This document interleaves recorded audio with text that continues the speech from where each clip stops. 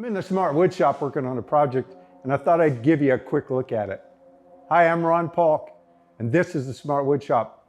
If you want to get a set of plans to build yourself a Smart Wood Shop or one of my workbenches, link in the description down below. It'll take you to my website, to my store, where you can purchase a set of plans and download it instantaneously, 24/7, 365.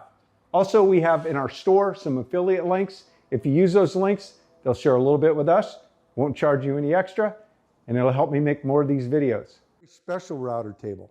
All it is a single piece of 18mm plywood. The reason it's special is it's designed to work with the Smart workbenches.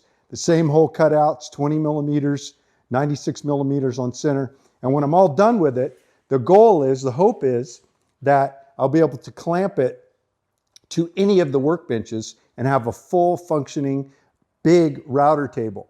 That's not that difficult to make. A lot of detailing, but again, it's just one piece of plywood and no hardware. I'm test fitting the woodpecker fence that I've grown so fond of.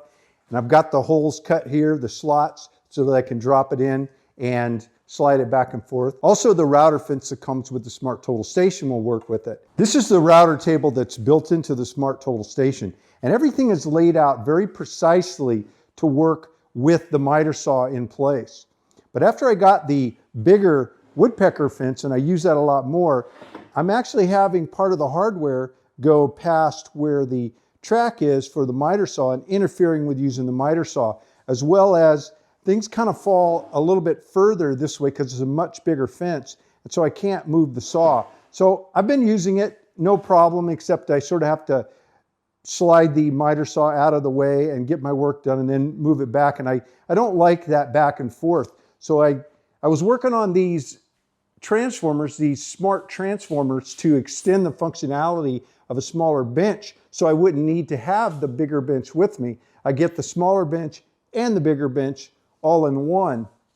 And so when I made those extensions, it gave me the idea of making a router table exactly the same way. My plan is to clamp the router table on this corner of the Smart Total Station. And so the router itself would end up being out here, and then I would have that extended table that would give me the full functionality, and yet I'd have all the room I'd need. In fact, I would have more room behind the miter saw than I have with the existing one. And then I can add one of the extensions on this end, and it would make it wider, and I can actually push the table saw over further and giving myself, again, more room to make rips behind the miter saw. My thinking is to make the Smart Total Station and the compact bench kind of the heart and soul, the foundation, but then extending their functionality when I need it. All of these extenders and table are made from 18mm plywood. There's nothing on the bottom of them, nothing sticking out, so they'll stack up really neat, and I can transport them to the job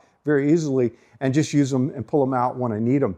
One of the things I am thinking about is that with the extensions on, I can have the table saw butt up to the extensions and give myself more room between the back of the saw and the bench, and then I won't need to use this 90-degree vacuum attachment so the hose would fit in. It was such a tight fit that I had to do that. I can just plug the hose in directly and get better suction and a little easier movement when I'm using the bevel adjustment and moving the motor up and down this way. Once I put these on, the bench becomes this extra 18mm tall, and you can see here, if I lay this on, that I wouldn't be able to use it as an outfeed. So what I'm thinking about doing is taking the sawhorses and shortening them by this exact amount so that when I put the table saw up next to the benches, then it'll flow right onto the bench top and it won't bump into it. And then if I'm in a situation where I don't have these extenders on and I'm using my table saw, then all I need to do is lay my strips, my sacrificial strips on the bench, and they'll flush up with the table saw and the outfeed would work great. As you can see, with all the extra time that I've had, that we've all had with the stay at home, I've taken advantage of it. I've been working on ideas and designs and really noodling through some things and really trying to work out some small details. I'm pretty excited with this whole transformer idea And I've got a lot of videos that I've made on certain things, and they'll be posted as we go along. So you'll get to see a lot of this stuff individually in more detail. If you like these vlog style videos where I take a quick break in the shop, grab the camera, and sort of show you what I'm doing, be sure to give me a thumbs up and subscribe. And remember, when you subscribe, to ring that bell. I'm going to pay attention to the response I get from this video. And if I get a lot of thumbs up and a lot of comments, I'll be sure to do more of them. Hey, thanks for dropping into the Smart Woodshop. You stay safe and have a great day.